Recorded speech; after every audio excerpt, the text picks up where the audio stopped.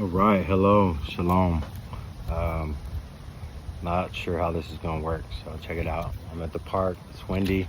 I don't know if you can hear me, but this is chapter 32 of Genesis.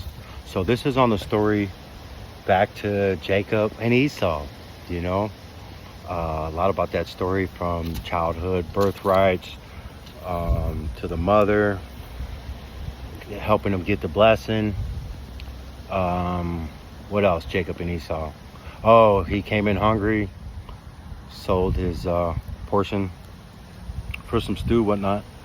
So this is just further in the story, and I wanted to read this and go back through this in regards to Jacob and Esau, because I just didn't recall this part of the story.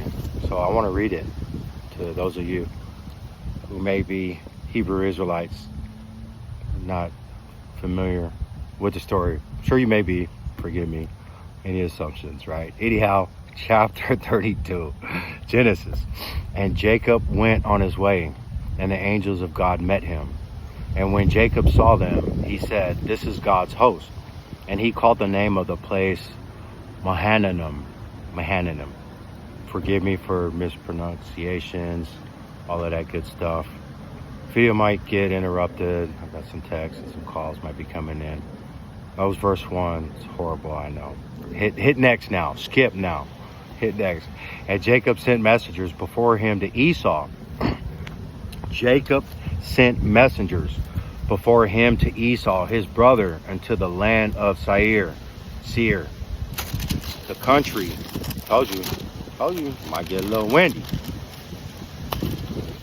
Whoa, blowing over the whole thing. You see what I'm saying?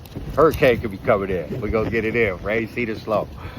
Right? So, in the country of Edom. And he commanded them, saying, "Thus shall ye speak unto my lord Esau." So Jacob sent messengers before him to Esau, his brother, into the land of Seir, the country of Edom. Wind came strong again. You see that? I'm holding it down, holding the tent down. And he commanded them, saying, "Thus shall ye speak unto my lord Esau. Thy servant Jacob said this, I have sojourned with Laban, and stayed there until now. And I have oxen and asses, flocks and men servants and women servants, and I have sent to tell my lord, that I may find grace in thy sight." And the messengers returned to Jacob, saying, "We came to thy brother Esau, and also he cometh to meet thee, and 400 men with him." Then Jacob was greatly afraid and distressed, and he divided the people that was with him, and the flocks and the herds and the camels into 2 bands. Y'all know about them bands, right? We're chasing them bands. American Bandstand. And said, "If Esau come to the one company and smite it, then the other company which is left shall escape." And Jacob said, "O God of my father Abraham, and God of my father Isaac, the Lord which said unto me, Return unto thy country and to thy kindred, and I will deal well with thee. I am not worthy of the least of all the mercies and of all the truth which thou hast showeth unto thy servant. For with my staff I passed over this Jordan, and now I am become 2 bands. Deliver me, I pray thee, from the hands of my brother, from the hand of Esau, for I fear him, lest he will come and smite me, and the mother with the children. And thou saidst, I will surely do thee good, and make thy seed as the sand of the sea, which cannot be numbered for multitude." And he lodged there that same night, and took of which came to his hand a present for Esau, his brother, 200 she-goats, 20 he-goats, 200 ewes, 20 rams, 30 milch camels with their colts, 40 kine. I didn't look that one up. And 10 bulls, 20 she-asses, and 10 fowls. Hopefully I said all that right. We're on chapter 32, verse 16. And he delivered them into the hand of his servants. Every drove by themselves, and said unto his servant, pass over before me, and put a space betwixt. So it's betwixt, between. Right, I had to look that one up. Looked up a bunch of these. Drove and drove.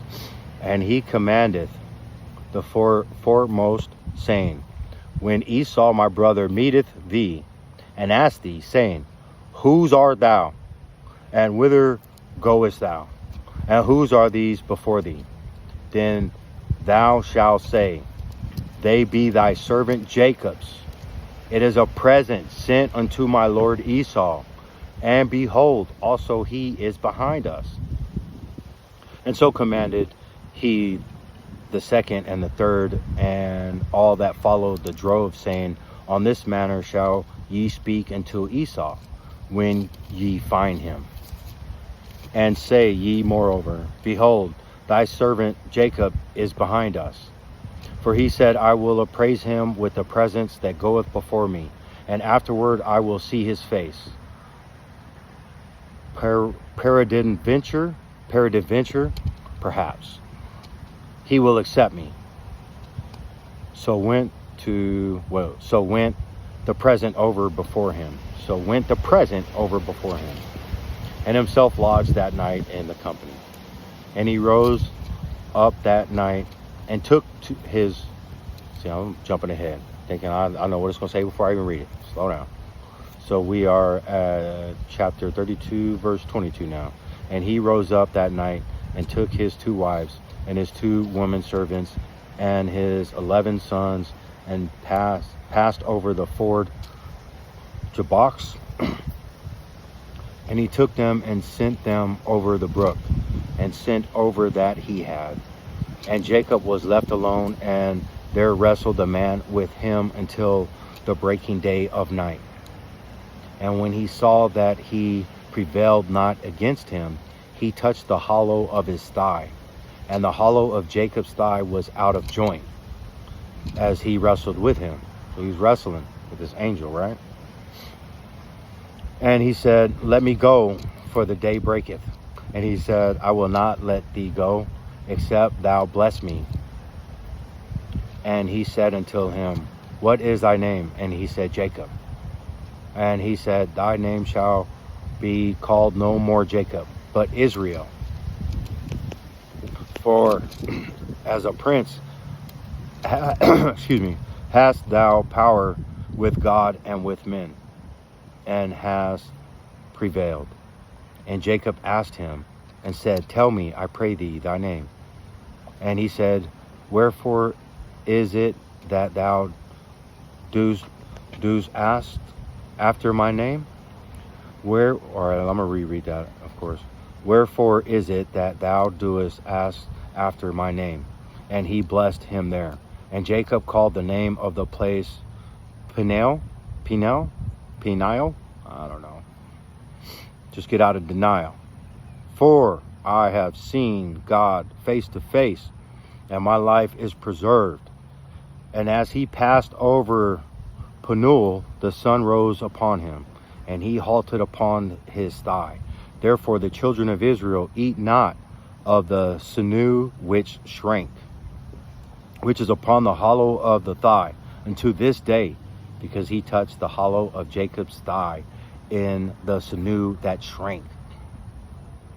So therefore the children of Israel eat not of the sinew which shrank. So the sinew is like the tendon, right, that joins the muscle to the bone. Therefore the children of Israel eat not the sinew. Would that be like the little part on the chicken bone, the chicken leg? You know what I'm saying? That little rubber part. Is that the sinew? Don't eat it. Which shrank, which is upon the hollow of the thigh, unto this day, because he touched the hollow of Jacob's thigh in the sinew that shrank. All right, so that's chapter 32. I'm going to stop right there. break it up. We're about 10 minutes in.